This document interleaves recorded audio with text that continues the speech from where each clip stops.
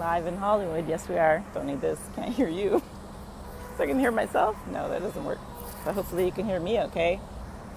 Okay, is this thing on? Check 1, 2. It's a little joke for the day. So yes, do you hear the honking? So hopefully the background noise isn't too spectacular.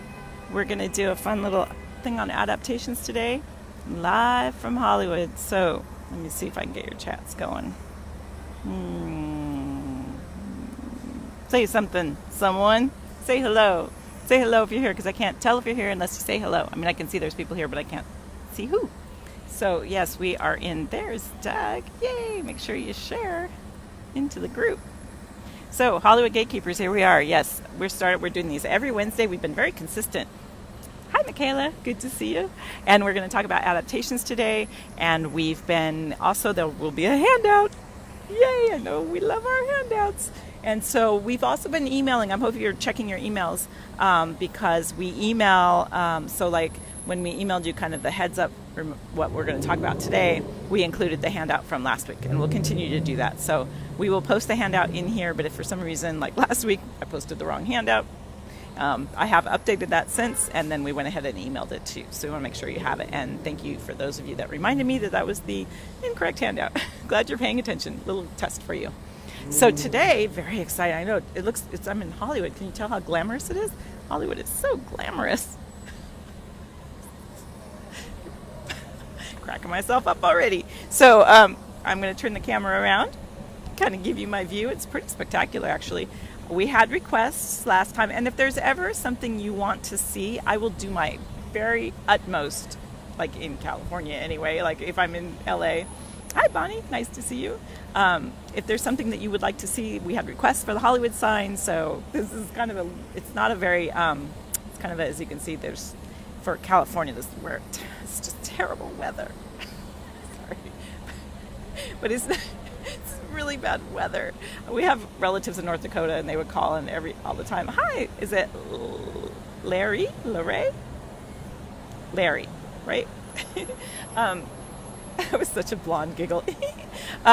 They would always be like, how's the weather, when our relatives in North Dakota would call. And I'd be like, why are they always asking about the weather? Like, never got that how important the weather is to them. Because to us, I'm always like, I don't know. So anyway, so it was not a great day to be at the Hollywood sign. So I came instead to Hollywood and Highland, like Larry. Thank you, Larry. So Hollywood and Highland is this. Well, it's a tourist trap. Let's just say what it is. Locals never come down here. Very rarely do I come down here. From Gilroy. Where's that? Celeste, nice to see you. So because it's like, there's a lot of traffic, and locals are so spoiled. Do you ever go to whatever the tourist thing is in your town? Hardly ever, right? I know people that live in New York and have never seen the Statue of Liberty. True story. So anyway, it's a bit of a monstrosity, but it's super subtle though. Wait, let me turn the camera on. So this is the mall on Hollywood and Highland, and it's got these, can I zoom? Oh, I can now, good. It's got these very subtle Hollywood. Garlic capital, is that what I saw? Love it. That's awesome. Hi, Ben, good to see you. Celeste, right? Did I say that right? So here's Hollywood and Highland. So it used to be, when they built this, they cleaned it up quite a bit. And this mall actually houses, you can say there's a Grauman's Chinese Theater right there. That's exciting. And it also houses the Kodak Theater where they do the award shows. So this is one of my favorite things about Hollywood Boulevard.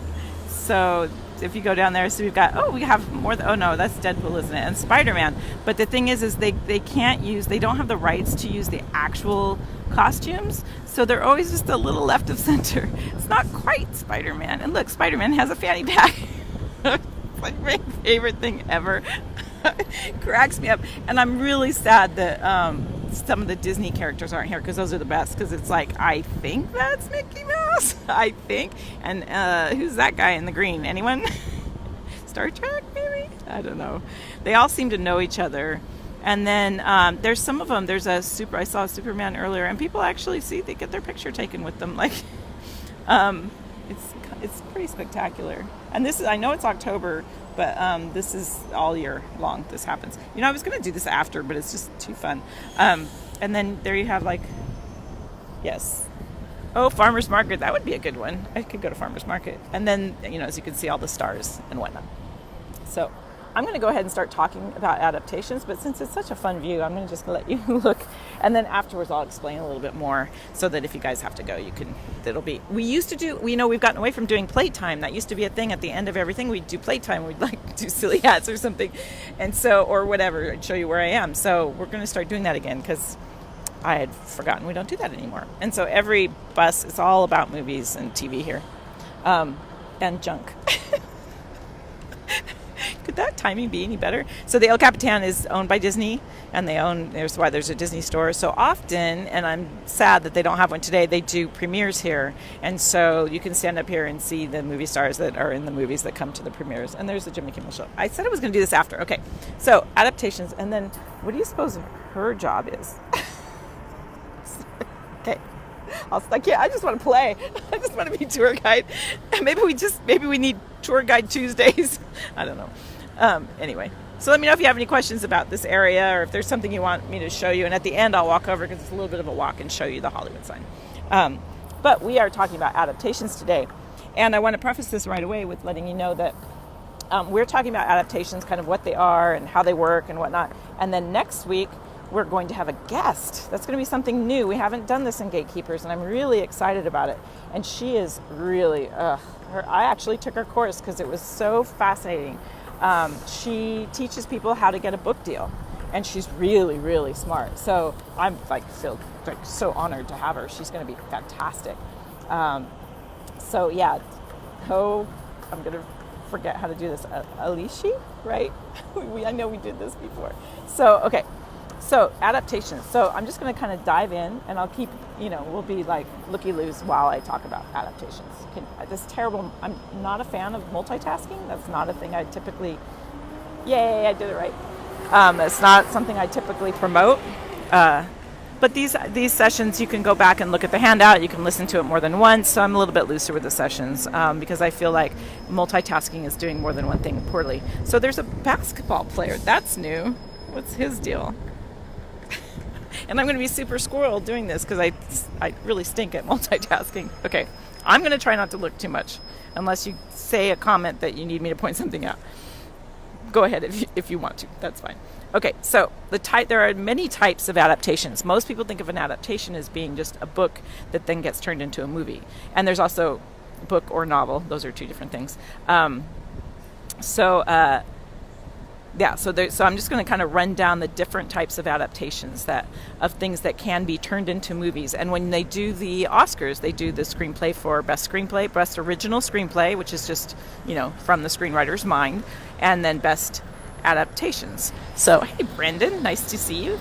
And then best adaptations, which is something that's been adapted into a screenplay from a different source. So, and then they'll say what the original source is as well.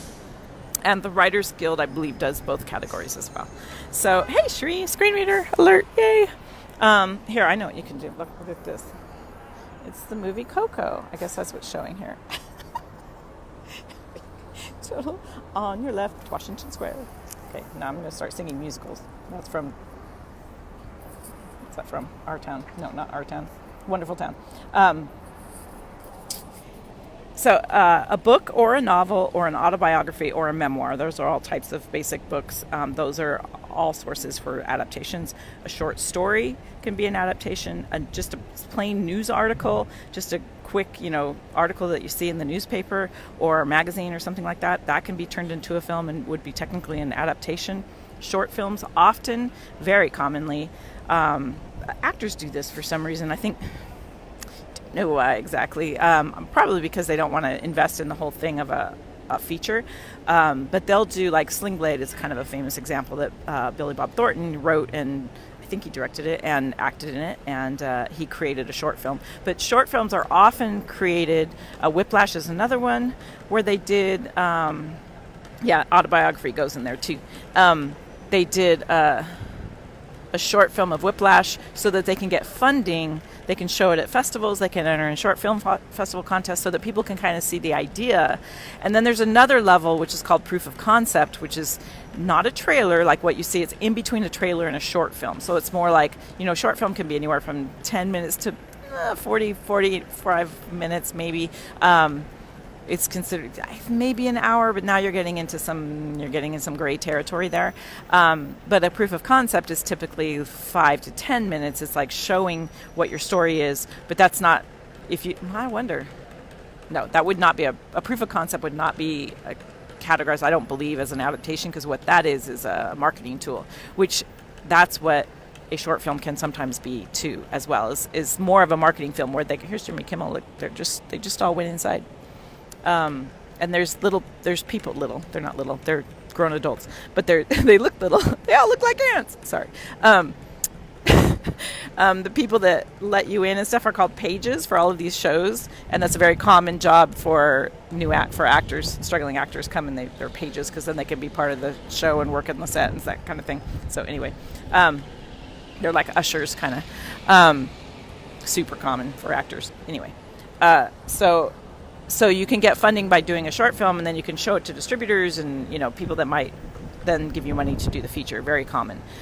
Sequels are considered adaptations because they are from the source material of the original movie. And same is true with remakes. Are considered adaptations because they are from original source material that's been done already. And then also plays and musicals. Basically anything that's been written before, TV shows and teleplays. So teleplay is, there's lots of different, a series maybe, or sometimes it can be a TV show that was written as a TV show and then adapted into a screenplay. A comic book is considered an adaptation. So all of these comic books that are now getting turned into movies, those are all technically adaptations. And then a character, actually. So famously, a good example of that is Borat. That's a famous kind of character that then got turned into a movie. Saturday Night Live characters that got turned into movies, they're pretty common, and that would be considered an adaptation. So those are the types of adaptations that you will find. I think there's a little more than you might think. So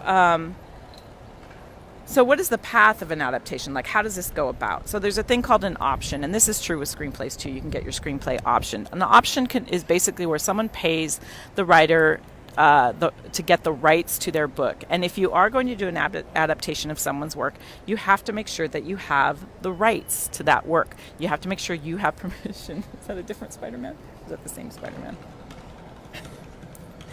Maybe it's the same one. I don't know. He's got Spider-Man with an eye patch? What? Or no, I guess his eyes maybe stick on? What's going on there? No, it's the same because he's got the fanny pack. He doesn't look very up and at him. He's just kind of moseying Spider-Man. Anyway, sorry. Yay, Beechwood Canyon, right on. That Beechwood Canyon's right behind me. I have a friend that lives in Beechwood Canyon. Let me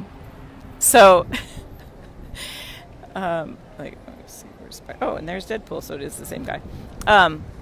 So yes, option is key. You need to have the rights. You can't just write a story about someone famous. And even though people do it all the time thinking that they can do that, you can't. You need the rights to do that story. You can't just, you can, there are some ways around it, but in general, if you wanted to do the true story of someone, you need to have the rights to do that. And then you need to look into copywriting because sometimes, if the person's passed on or whatever, you check with the estate, and sometimes it can be enough time have gone by that you can get the rights to it. But I'm not an attorney. I would really recommend that if you're going to do any kind of adaptation where you need the rights to something, that you talk to an attorney and get advice there. So basically, you can option, and people can option a screenplay too, and an option can be sort of a formality where they literally give you like $1 and option your script just to say this, I have the right.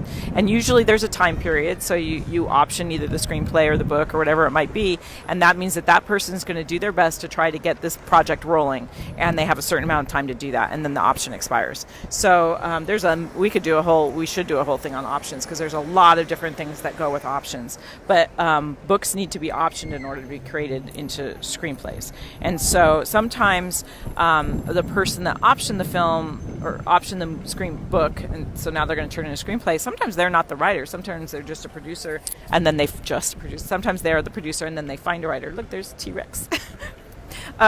So they'll find a producer to produce it, but they own they'll find a writer to write it, but as a producer, they own the option. That's very common. And so it's not necessarily the writer. And so this person will then, shop the option or shop the book. And sometimes they just shop the book and say, I have the option for this book and I want to turn it into a screenplay. And sometimes you can get some traction, especially if it's, current or timely. And so an agent will start shopping that book as a potential screenplay. And sometimes these are books that you've never heard of. It's not like they were bestsellers.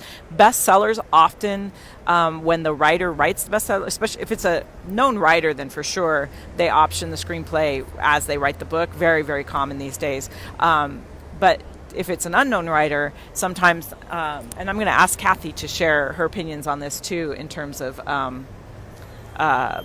book deals and screenplay options. And we're going to work together to see if we can figure out ways to get you more information on that together, because she's really, really great.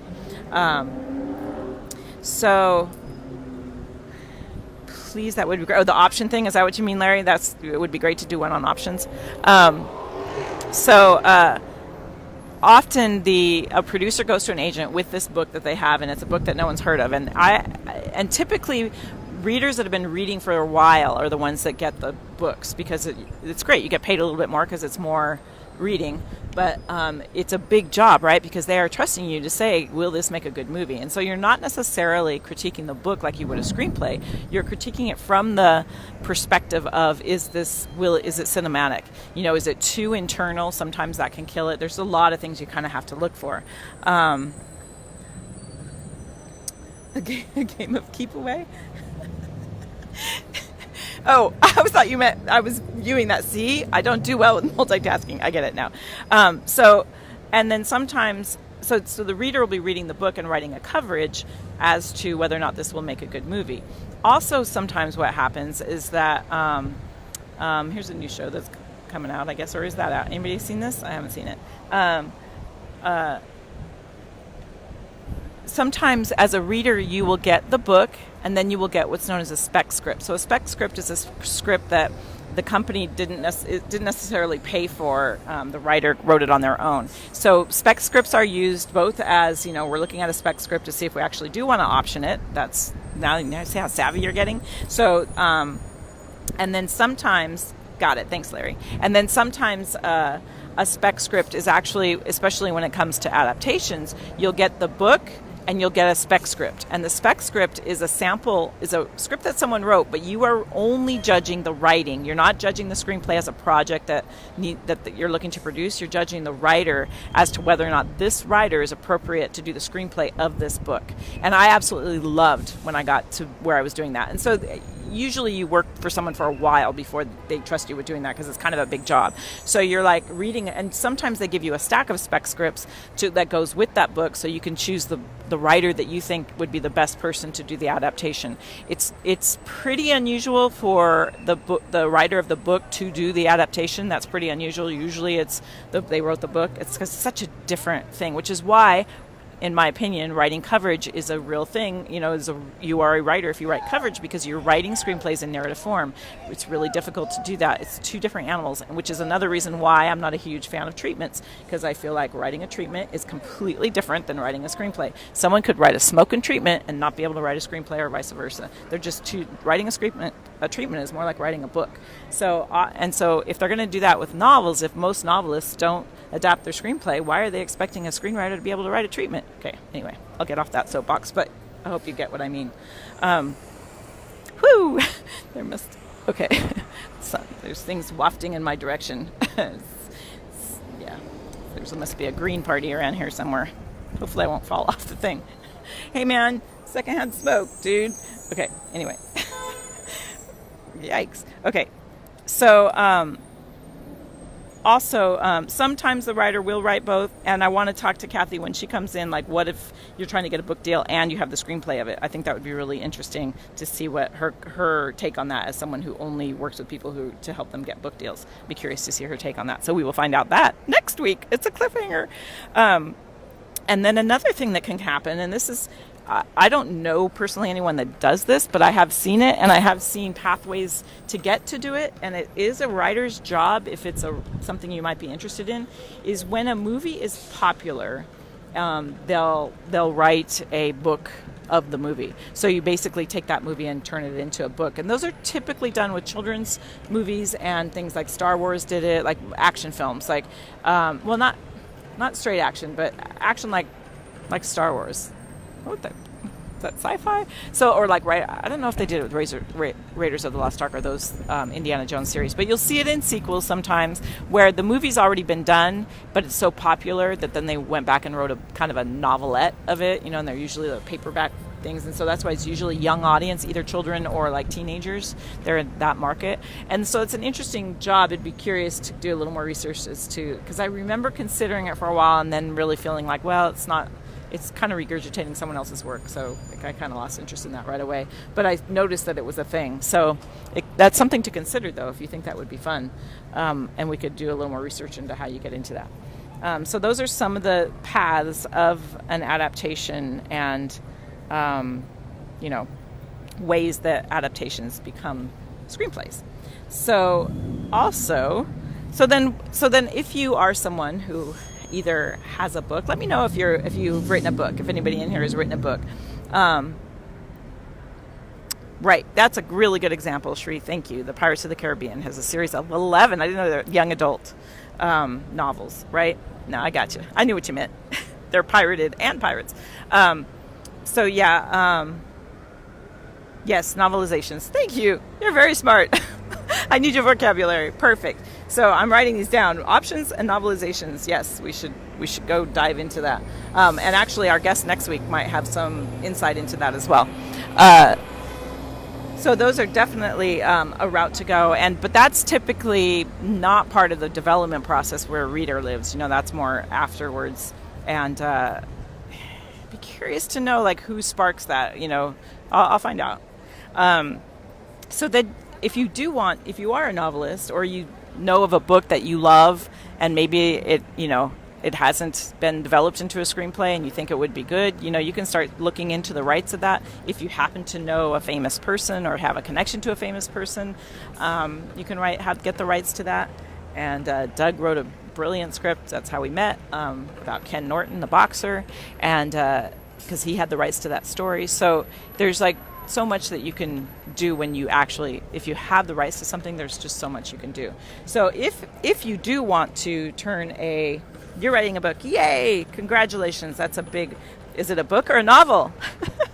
So novels are typically, a book is, basically anything that's bound into, a book. It can be a children's book, it could be a recipe book. Those are all books. But a novel is a story that's told in an exciting way, as opposed to, and it's typically, it is fiction, as opposed to, and then autobiography is another kind of novel. So an autobiography is someone's story, and then same as memoir. So hope that makes sense.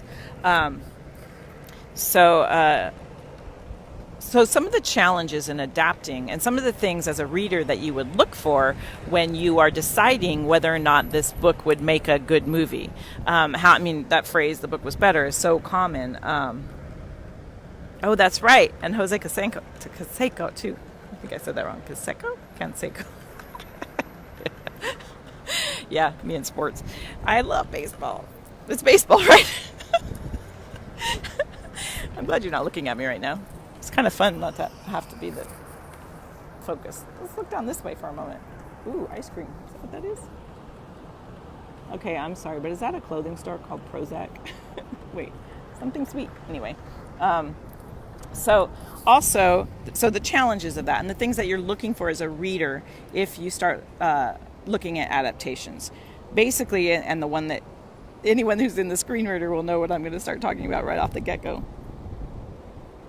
Yes, right, Bonnie. Totally different, completely different styles. I'm actually writing a novel right now, my family story, with my cousin, and he's the researcher and I'm the writer. And boy, it's been a real challenge. Like, not, he's like, you're so visual. I'm like, yeah, yeah. So the kind of the big one, and because this I have pet peeves about voiceover, so is getting that internal dialogue to the screen without it being a ton of voiceover, right?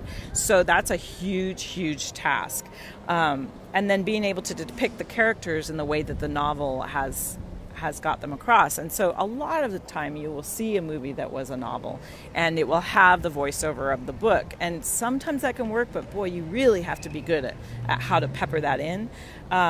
You're so visual. I'm totally in California because I'm super visual. Okay, sorry.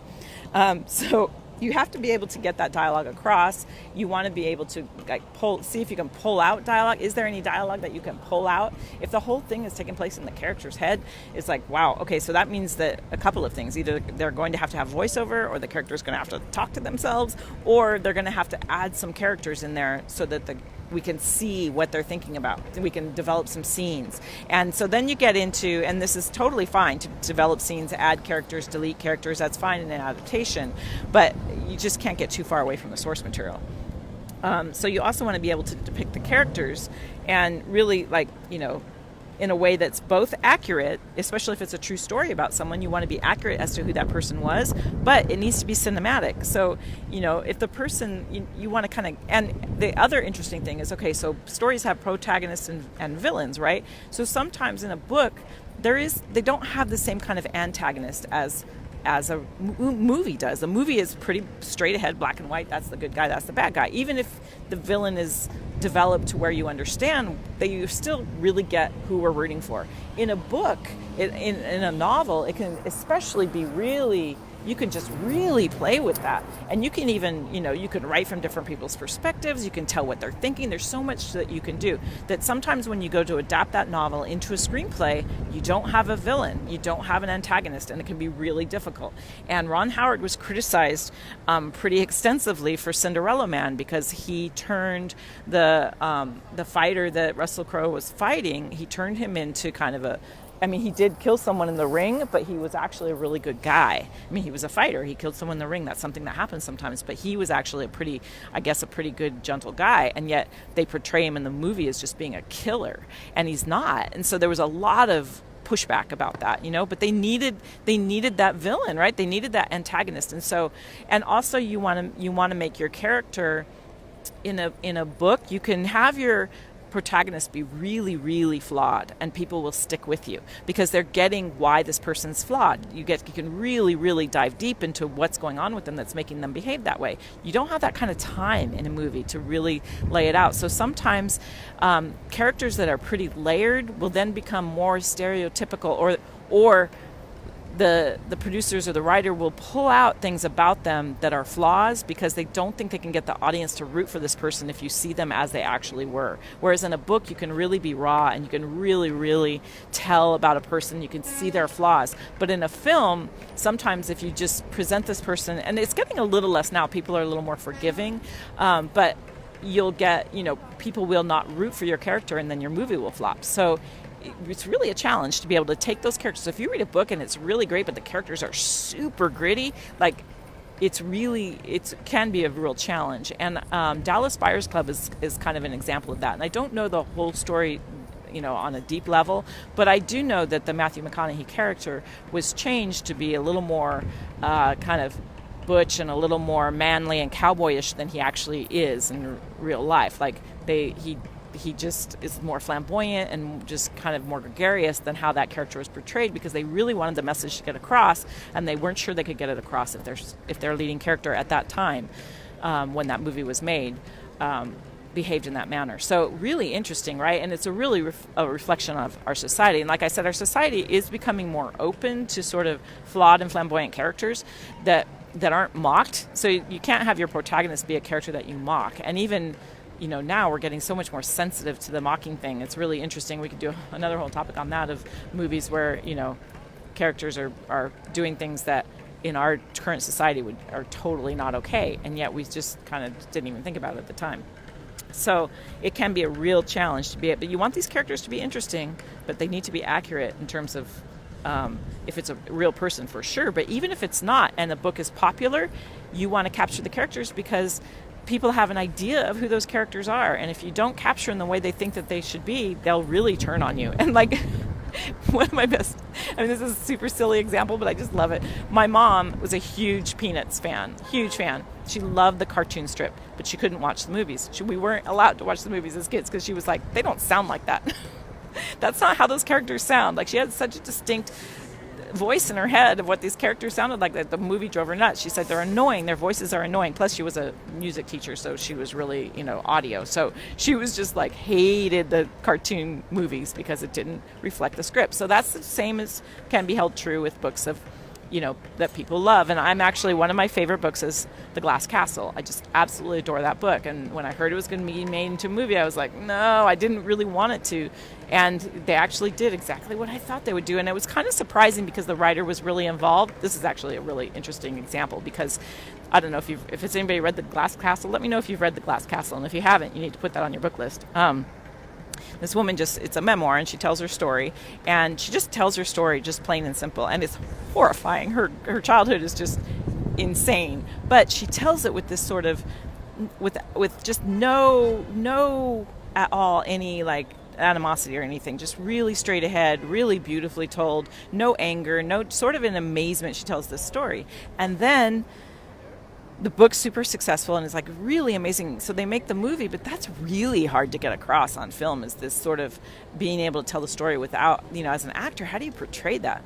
But what was interesting is what they ended up doing is, rather than sort of the grittiness of the book, they kind of romanticized it. And at the time I was like, I knew they were going to do that. And it was a pretty obvious way to do it. And I was really like bummed about it. But then they had a special feature that went with it. And the writer herself was romanticizing it. Okay, I have to show you this. Look at this. Goodness. This guy, look at him. How'd you like that job? Wow. And there's a porta potty like all that way up. Dang, man. And he's just like, anyway. So that was really, really, it was just such a romantic version of the book. But then they interviewed the family, and they all kind of had this romantic version of their childhood that was actually pretty horrific. So it was really interesting in that regard. So anyway, so you do want to be able to capture, and the next thing is capturing the tone. You really, really want to be able to capture the tone of the movie, and that can be really, really hard. Tone of the book, that can be really, really hard. And and I'd love to hear, you guys give me examples of ones that you think really work and really don't work. You're super smart. And then, so then you need to also be able to tell when you're reading a book and describing whether or not it can make a movie, like knowing what to cut, maintaining and holding the audience. So this kind of goes back to fans. You guys, so in a book, you can close the book and walk away easily, and then come back to it when you're ready. You can't do that in a movie. You have to be able to hold your fans, and you can skim a book, and you can do all. Once you're watching in TV, I guess you can fast forward and whatnot. But it's a much different thing when you're reading a book. You don't have the same kind of investment that you do when you're watching a movie. You're investing this time, whereas in a book, you can kind of come and go with it. So you really, really, really, yeah. You didn't see the movie? Yeah, it was interesting. Yeah, it's a good study to watch the movie, and I kind of. Because the father is a romantic character. They both are romantic characters in a way in that book. They don't see the world in kind of the nitty-gritty reality that it is. They both romanticize how, they don't see, they're able to spin their world. And in the film, that becomes the thing, is how great it was that they could do that, as opposed to it being like, wow, you survived that, which is what comes across in the book, I think. So then you can also add characters and situations, but you need to be able to maintain the integrity of the book. If you have a fan base of this book and you start adding, characters, if you change the time period, if you change the place that they're in, if you make too many big changes, the audience will turn on you. And so it can really, really hurt a book if you make too many changes. So now there's people honking like they think we're in New York. I don't know what that's about. Although they passed laws now that you can't honk in New York, right? I think that's true. So those are basically the things that can be really, there's so much more we could talk about, but I'm just kind of giving you the overall basics of what what to do and what are the things to look for. And those are the things as a reader, when you're reading a book, you look for all of those things. And I got to where I was reading a lot of books, and I was kind of astounded at how many terrible books there were. Actually, there were more terrible books than there were terrible screenplays. Interesting, right? And some of them were published, and I was reading the actual book, hardcover book, and some of them were manuscripts of the book that then they were thinking of, because it's really a good marketing thing. Sorry about all the honking. What the heck? So there's a limo. Maybe there's somebody fun getting into the limo. I don't know. Is that why they're honking? We're totally being voyeuristic right now. Oh, but they're in. Oh, well. They're in the limo, so we can't see them anymore. So those are just kind of the things about being able to get across, get the movie across, get the book across, and all of that. So, anybody have any questions about any of that? Bridget Jones's Diary. I haven't read those books, but it really did, even just not watching them, even just watching the sequels, it just kind of went off. The first movie was so great, and then the third one was just ridiculous. But yeah, it was interesting to me how many manuscripts and how many books weren't that great. In screenplay land, I would say that 5% of the screenplays that I've read were horrific and just didn't have a clue, and 5% of them were knock your socks off, this is amazing, and then everything else are in the middle.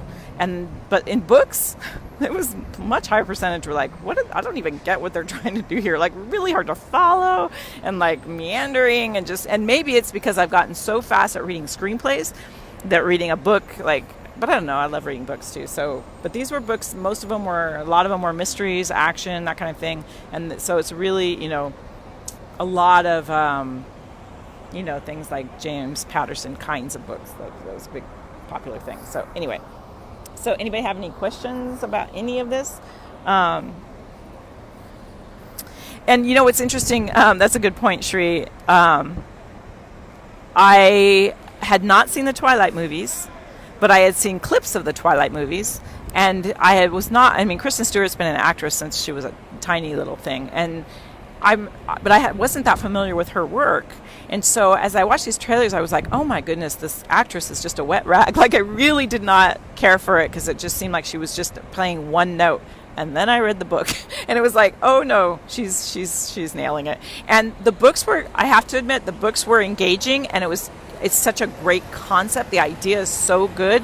But as a mom and a female, the idea of the leading woman not having anything in her life except whatever the man tells her to do. Sorry, being totally like one-sided on this, but it was just like, oh my gosh, girl, get a life. There's more to this world than this scenario. Which boy do I like?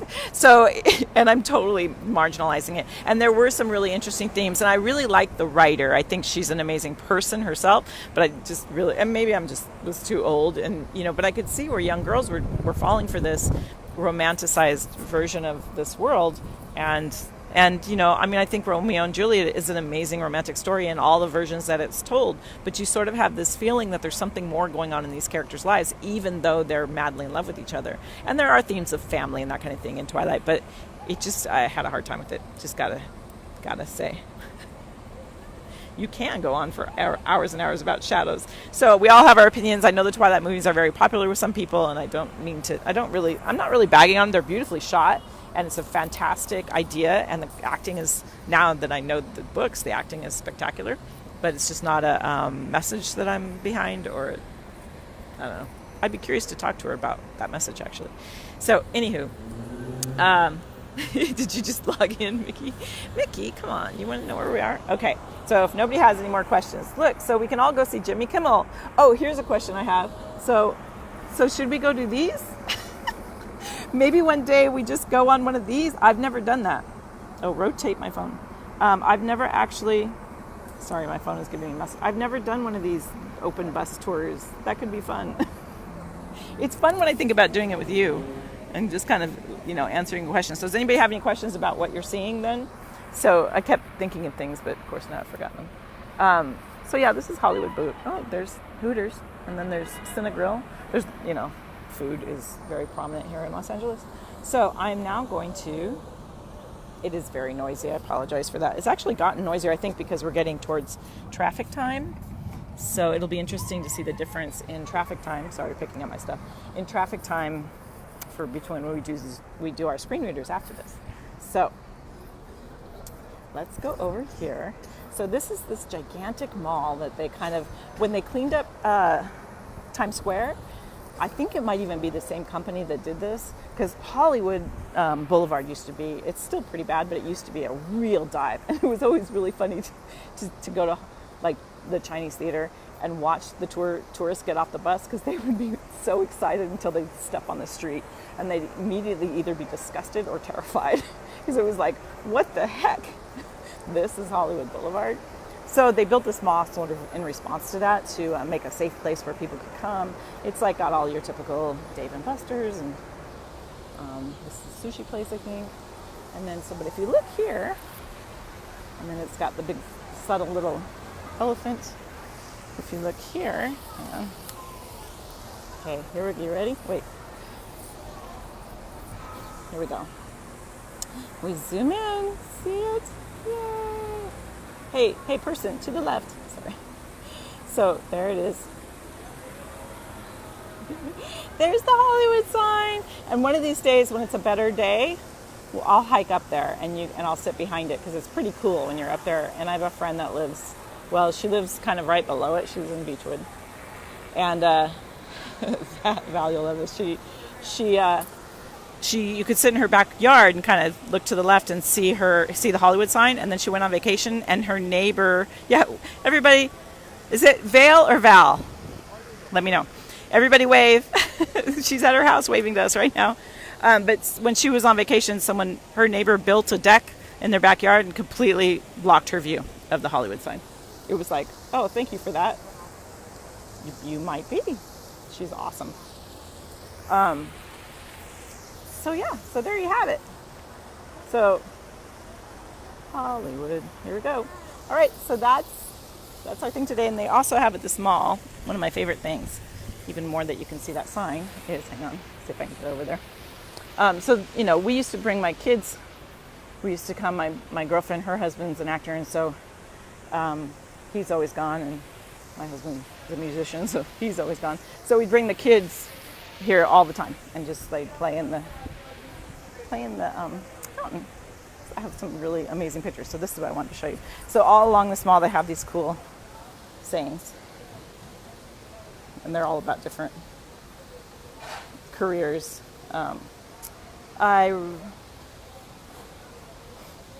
wangled? Should be wrangled. Well, there's a typo. There's a typo on it. That's hilarious.